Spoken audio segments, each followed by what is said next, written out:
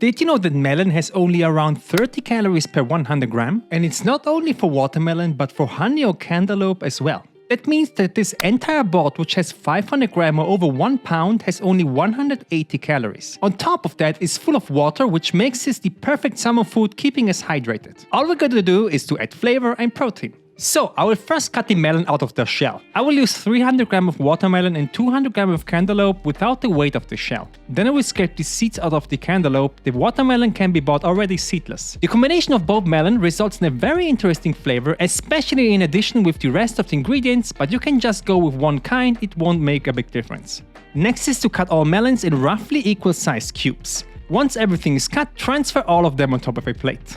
I will add to this melon salad all different kinds of flavors to turn this into something very exciting. First is salt. So I will add in 60 gram of feta cheese. You can find light feta in grocery stores that have about half the calories as the regular one and are quite a good protein source. I will crumble them with my fingers and spread them around the entire plate and mix them with the melon so everything is covered. Next is the protein sauce, and believe it or not, but chicken breast tastes actually great in combination with melon. I have here a 200 gram breast that I will try to cut into the same size cubes as the melon. Chicken will not only add a ton of protein, but also a savory layer on top of that. I will hit everything with a generous amount of salt, some freshly ground black pepper, and also a couple of dashes garlic.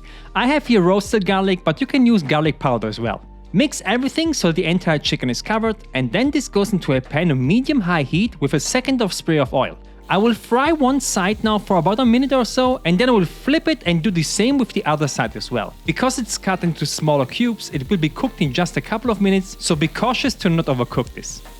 As soon as this is ready, I will add the chicken on top of the melon salad. So now we have sweet, savory and salty flavors. So what is missing is an acid. I will top this with around 40 gram of pickled onions.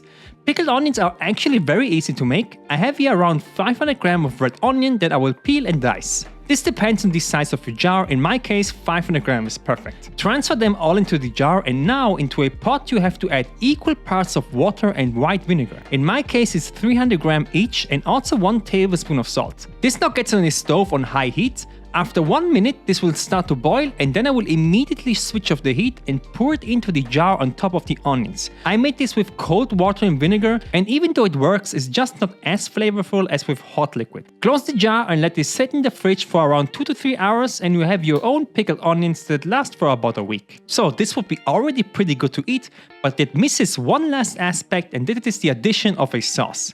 Luckily, in my last video I made a pretty good summer sauce. For this you need to add 200 gram of Greek yogurt into a blender, 1 bunch of basil and mint, they have around 20 gram each. Next is 10 gram of mustard, 10 gram of vinegar or the juice of a lemon, 15 gram of olive oil, salt, pepper and 1 clove of garlic. Mix this now for around 20-30 seconds until you get a nice looking green sauce that will last you for around a week. I will add around 20 gram of sauce on top of the melon salad as a finisher, and there you go.